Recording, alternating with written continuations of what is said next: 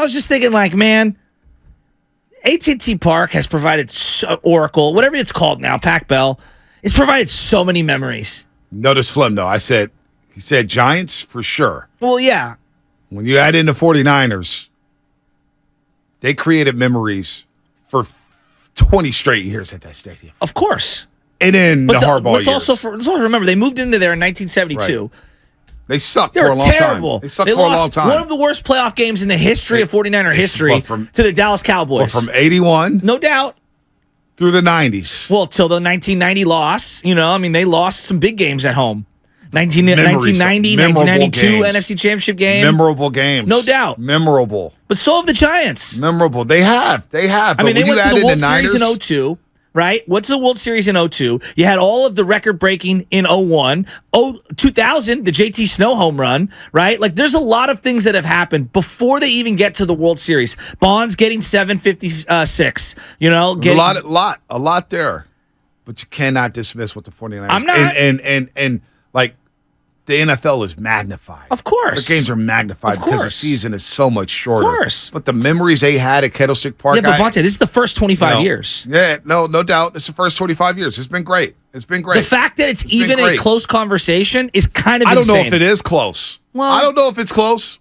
I don't know, man. I don't know. I don't know. I find it interesting. And I don't look, I'm taking a minority opinion because I hold Candlestick in the highest regard. Dude, you can see it from my bedroom, all right? It's one of my favorite places in the world. Could you say it's like a cathedral to me. Could you say the last 8 years at Oracle Arena?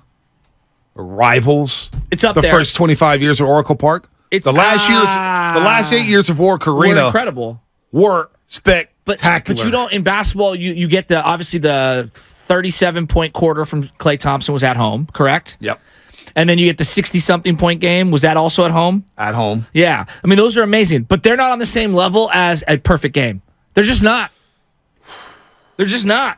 And those are incredible things. We just hold the achievements in baseball a little different.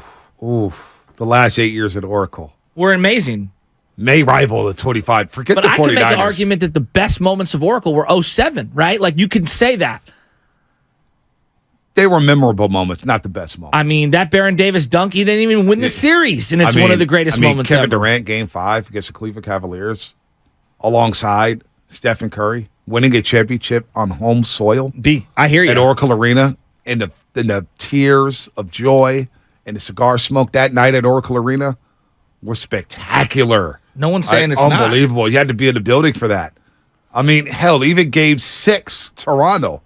One of the most memorable moments in the Bay Area. Klay coming back. Thompson coming in to make two free throws off a torn ACL and then coming back and jumping up and down on defense.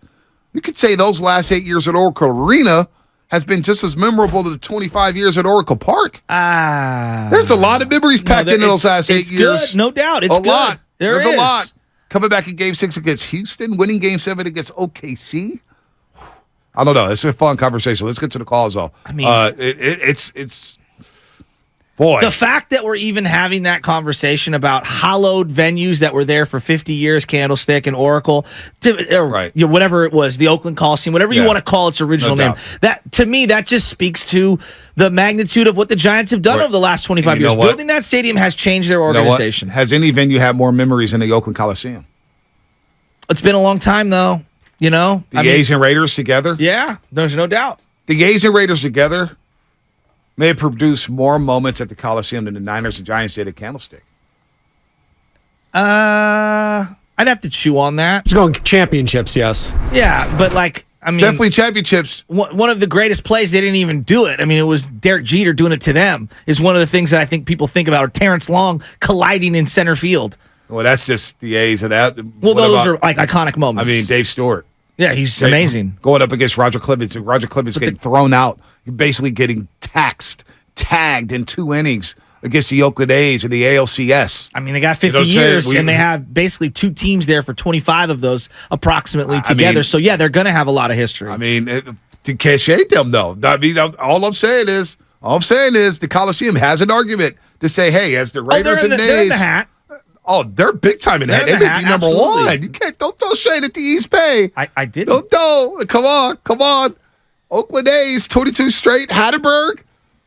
No one is putting that up on like one of their. It's an iconic moment. It's a great That's moment. It's a great moment for A's You're not fans. putting that above like an Josh Ishikawa or It's an Oscar-nominated moment, actually. That's a regular Josh season. Hamilton dropping a fly out. That pop was fly. big. Absolutely huge. When the Giants get Absolutely. an Oscar-nominated film about them, talk to me later. All right, all right? you got to Brad give some Pitt. love to the old Without collie. Royce Clayton, The that Sea of movie Hands? doesn't get an Oscar. The Sea of Hands? What? 3 in a row in the 70s? But is the Sea of Hands better than The Catch in terms of The Sea of Hands is up pretty there. amazing? The Sea of Hands is up there. But I don't think it's a higher than The Catch. So I'm not hating. I'm just saying, like, I find this is a great conversation. It's something different. Kind of hating on the Coliseum, man. I don't think I am. I smell some hate. I smell some hate on the Collie. I'm not even I'm not an East Well, Bay I think guy. that they have a lot of playoff failures for the A's, in particular the last decade, and so did it the kind of Giants. sucks. So did the Warriors. No, I know. mean, but so did I'm so saying, did the Niners. It feels like they've been, Right. they've lost some games there that have really been gut punches, and I feel bad for them. We could all say that about each one of these teams. Oh well, duh. Giants lost Game 5 at home against the Dodgers There you go. in a 2-1 game. Let's go to Adam in San Francisco. Adam, what's happening? Good morning, guys. So I wanted to ask the question at the end of it, but like being at the game last night, the vibes are just like it's kind of feeling like an 2009-2010 thing. The only difference about 2010, like we don't have like that starting pitching that we had, 13 years ago, but like the vibe around the ballpark, the timely hitting, the team coming together, mix of young and old talent. I'm just curious, like, who would you be willing to trade, I guess, to get that starting pitcher? Because, I mean, having watched these guys now, it's like that's really all they're missing to really, I think, kind of make some noise. But who would you be willing to part with? Because, like, Bonte, I think you made a point last week that it's like, I want to just kind of ride this out and let it play out. And, like, I'm kind of there with you. I like all the young talent I'm seeing and that we're calling up, but if we are one starting pitcher away, what move would you want to make, or would you be willing to part with what guys? Well, you know me. I'm the hell with the kids type of guy when it comes to prospects. Give me major league proven talent all day long. So Yeah, but you're not giving up an everyday prospect No, that you you're not. deem to be You're in not. a top 10 for I'm a not pitcher that saying pitches that. once every 5 days. I'm not saying that. But if it's Shohei Ohtani, Well, That's the I outlier. just don't see him getting dealt. But Shane Bieber, we'll see. We'll see what happens. We'll see what happens. I mean, think hell, a lower level deal is on deck. Yeah, I think I they're like the gonna do Eduardo Rodriguez. The Well, more like and more I think about it, Joey Bart for somebody who's a fifth starter somewhere else. maybe you get rid of Eduardo Rodriguez. I love it. Get in here. I would just say, like, when it comes to who you trade, anyone who has been called up or the Giants intend to call up this year who could help the team the rest of the season, I would say they're untouchable in all trade talks. So Well, the what- minute you get called up, I'm not giving you up. What if you bring up Kyle Harrison, say, next week? You bring up Kyle Harrison, right? And I know it's a hypotheticals. Yeah, I know. You bring him up over the next 2 weeks, and he scuffles the first 3 weeks. Hypotheticals. And you're like, boy, this guy, I don't know. Would you then be willing to give him No. up after seeing him for 3 weeks? No. Really? No. Yeah, well, like you don't just like I'm not trading Matos, no doubt. You're not I'm getting rid trading of somebody Schmidt. that's the top left-handed prospect in all of minor league system just because he has a Well, couple of bad but starts. what does that mean? He's 21. What does that really mean? Well, if he was What is 24, top prospect? what does it mean? It means Because- that he's because highly if you're the regarded top- by every other organization. We've seen top prospects get dealt, and they say they're the number one prospect in all of Even baseball. Bumgarner and wasn't they flame out. Yeah, but even Bumgarner wasn't the number one left-handed prospect at the time of his. Now, all I'm call-up. saying is that's because you're the number one prospect all of baseball. Well, that's doesn't obvious. Doesn't mean anything. Anyone it means can flame diddly out. poo. Yeah, All anyone right? could. Doesn't mean but anything. They think very highly of him, and it's about the long-term play. And you've been waiting for a long time for this guy to get to where he's at. He's actually ahead of schedule. He's 21.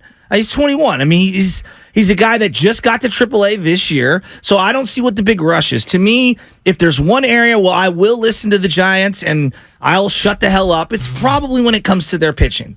In terms of their particular development of pitching, they've done a great job developing pitching. So I'm gonna wait. A week here or a week there isn't gonna ruin 3 years of development for me if I'm thinking highly on someone. Just like a bad start in football doesn't mean that you throw the whole season away for a quarterback. If the Guardians called right now, and they say give us Kyle Harrison, you can have Shane Bieber. I'd say straight no. up. Even though you got Shane Bieber under control for another season. No.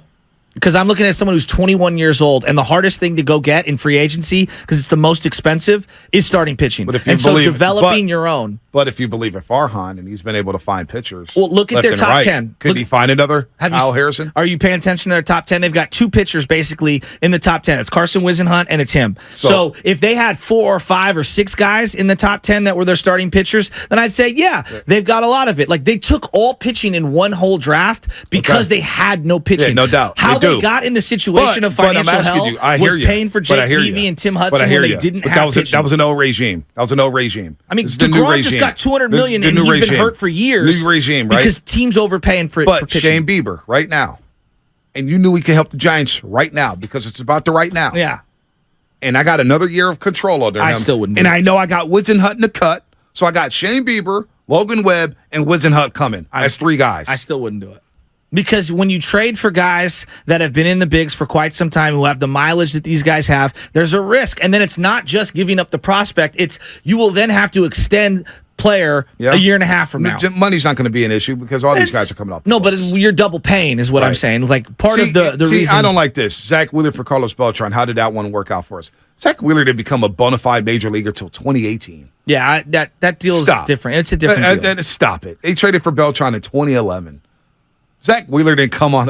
I mean, honestly, go look at Zach Wheeler. I think they're more likely to trade the kid that they took out of Rice a couple of years ago. Than what happened to the kid out of Mississippi State? The closer, and he was like a starter closer hybrid. He has not been developing. Again, that's what I'm saying. They don't have a lot of pitching prospects, so you're not going to give one of the guys that everybody is coveting right now. You're just not going to do that. I'm not going to be in love with a prospect if I can get a major league established. Well, aren't you happy they didn't get rid of Matos in any deal prior? No doubt. No doubt. We're all hyped. We're all hyped about that. We've waited we all so wanted long. to do We're it. right on the we door. all wanted to do it. We're right on the doorstep. I'm just saying, if the Guardians called, I wouldn't hang up the phone.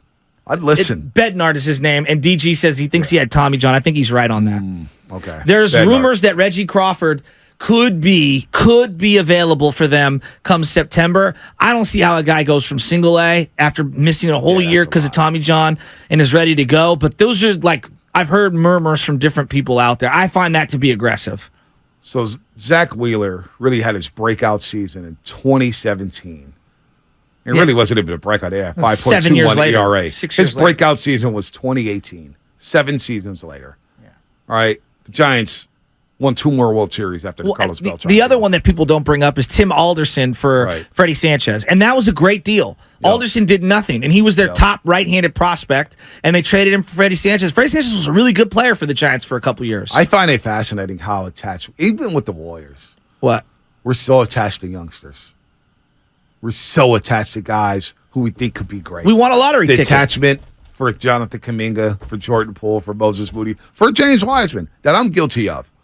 We attach ourselves to these youngsters that we don't even know what they can do over better presence. Are you attached to the youngsters, or you're attached to the promise that they could bring in the future? That's the reason the reason I was super excited for James Wiseman is that's the center the Warriors have always needed. That could be the guy. Right. There's so much potential there. That's what I get really attached to. But see, there's always no guarantee, though. Well, of course. There's no guarantee, and I'm looking at guaranteed guys. But you could sign a Mitch Haniger and you can say the same exact thing. I can say the same thing about free agents. I didn't like the Haniger thing. And the free agent signings has not worked out at all. It has not worked out at all. But if you got proven major league talent, guys who are bona fide consistent players year in and year out, I tend to lean to the consistent player. To the veteran player. Yeah, but you're not surrendering the top left-handed prospect with 6 years of team control for a guy who has a little over a year left of team control and who wants to get paid. For example, everybody was so high on this kid, Matt Laporta, when they traded him for CC Sabathia. Matt Laporta could do this. He's the top prospect of the Brewers organization. Oh, my God, you're going to have to part ways with him. And they parted ways with him for CC Sabathia, and CC Sabathia walked after the season. CC Sabathia was great for the Brewers that year. Pitched his ass off. Laporta didn't do a damn thing for Cleveland and flamed out. There's examples of that all across baseball every single year. So all I'm saying is there's no guarantee Kyle Harrison's going to be a stud with the Giants. Hell, he's struggling right now. Yeah, but no GM in the league is trading the number 1 overall left-handed prospect. The Brewers did that years back. There's examples of teams doing that, but that year was 10 in and years year ago. out. But teams do that all the time, Shasky, in terms of baseball. They'll trade a top prospect. They'll trade a top prospect in a heartbeat for a major league talent. Part of like Juan Soto got, I think, the 2nd, 5th, and 7th prospects coming out of the San Diego Padres system, and that was Juan Soto with multiple years of arbitration left. So I think GMs are more savvy savvy now than ever when it comes to these trades, and I don't think it's as lucrative as it was 10, 15 years ago. No doubt. But what are these prospects doing now? They're still struggling, It's right? just a lottery ticket. Exactly. It's a lottery ticket. They're lottery that I will tickets. grant you. And I'm okay with trading away lottery tickets. That's all I'm saying. I'm okay with that if it's proven Major League challenge. If Farhan believes this team has a legit shot, if you need pitching in a heartbeat, this staff is falling apart left and right, left and right, left and right. All I'm saying is these prospects, they could be number 1, number 2, number 3. Doesn't guarantee a damn thing at the Major League level. That's all I'm saying. Yeah, well, that's obvious. I mean, but like to me, like someone like Shane Bieber, it'd be significantly less than you're not trading your number 1 overall prospect for that guy. For that's former Cy Young Award winner? You're not. You're just not. No one's doing that deal. You sure nobody's doing that deal? You think Brian Cashman wouldn't do that deal? They gave Brian Cashman wouldn't do that deal? They gave like a 7 and a 15 to get a former MVP a couple years ago. I don't think you need to give up a number 1 to Brian get a former Cashman Cy wouldn't Young do that? winner. Brian Cashman wouldn't do They that? have no farm. You telling me Brian Cashman wouldn't do that? Yankees don't look so You telling me right somebody from Philadelphia wouldn't do that right now to win non-move? That's what Philly does, and that's why they have no young guys. But they went to the World Series last year. Yeah, with a bunch of old guys that they signed in free Don't sit here and tell me that no GM's going to not do that when there's GMs all across the league that What would I'm do saying, though, is there's precedent has been set on what these deals look like, and that would be out of precedent. That would be an overpay. It may be an overpay, but for some teams that are in win-now mode, it may not be an overpay, especially with the guy, I don't think again. we're in win-now mode either. But Shane Bieber has a year left on his deal. Yes. On his deal. So there's guys who do that all the time. All the time. Dodgers did trade Yordan Alvarez to the Astros from Josh Fields. I mean, we see GMs make these mistakes all the time, whether it's top prospects or not. Top prospects do that. I don't care what ranking you have in Baseball America. Doesn't matter. Teams think differently. They're not trading the De La Salle kid who's local and a left-hander at 21 years old. If they did, I would be shocked. I'm not saying they will. This was a hypothetical to begin with. But I'm saying that shouldn't, because he's a local guy and he's a number 1 prospect, you shouldn't be hanging up the phone. If somebody calls and say, hey, I got X pitcher and he's a stud, I'm going to listen. Well, they think that this guy's going to be a stud for them under team control for 6 years at minimum. He might. And if they've stayed the course this long, you gotta crack the egg and let's see what it tastes like. He might. I'm just saying, teams do it all the time.